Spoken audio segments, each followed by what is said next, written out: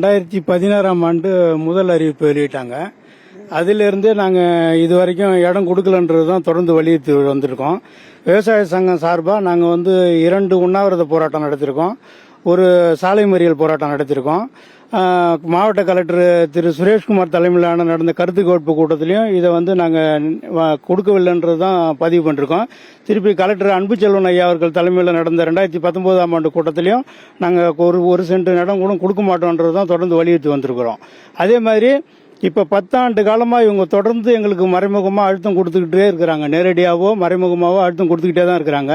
நீங்க பாக்குற இடத்துல இருந்து பாருங்க, இவங்க வெட்டி எடுக்கப்பட்ட திறந்தவெளி சுரங்கங்கிறது குடியிருப்பு பகுதியிலேருந்து வெறும் 50 மீட்டர் தான். எந்த வித உயிர் பாதுகாப்பும் கிடையாது. இந்த மாதிரி எந்த சட்டத்திட்டத்திலையும் கிடையாது. இதை மக்களுக்கும் இந்த இந்திய இறையாண்மைக்கு எதிரான செயலா இந்த என்எல்சி தொடர்ந்து நடந்துகிட்டு வருது. அதே மாதிரி இவங்க எடுக்க சொல்ற இடங்கள்ல 10 ஆண்டு காலமா பத்திரப்பதிவு இவங்க முடக்கி வச்சிருக்காங்க. ஆனா அந்த மாவட்ட நிர்வாகம் என்ன பண்ணுது, நிலையெடுப்பு துறையில வேலை பார்க்கறவங்களுக்கும் என்எல்சியில வேலை பார்க்கறவங்களுடைய பசங்களுக்கும் மறைமுகமா ஒரு குறிப்பிட்ட சர்வே நம்பர்ல மட்டும் அவங்க விற்பனை பண்றதுக்கோ இல்ல வாங்குறதுக்கோ அதை மட்டும் உரிமை கொடுக்கறாங்க. பூர்வீக குடிகளுக்கு தொடர்ந்து இவங்க எதிர்ப்பு தெரிவிச்சுக்கிட்டே இருக்கிறாங்க. இதனால ஒரு மருத்துவ செலவு, கல்வி செலவு, மற்ற எந்த ஒரு நிலைக்கும் ஒரு அப்பாவி மக்களாக இருக்கிற நாங்கள் எந்த முயற்சியும் எடுக்க முடியவில்லை.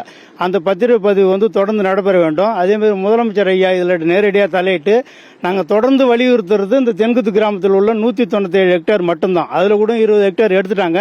மீதி இருக்கிற 170 ஹெக்டேர் மட்டும் எங்களுக்கு ஒதுக்கி கொடுத்து இதை பாதுகாக்கப்பட்ட விவசாய மண்டலமா, வேளாண் மண்டலமா ஐயா அவர்கள் நேரடியாக பொது அறிவிப்பா வெளியிட்டு இந்த மக்களோட கண்ணீருக்கு ஒரு விடிகாலம் பிறக்க வேண்டும் என்று தொடர்ந்து நாங்கள் வலியுறுத்தி கொண்டே இருக்கிறோம்.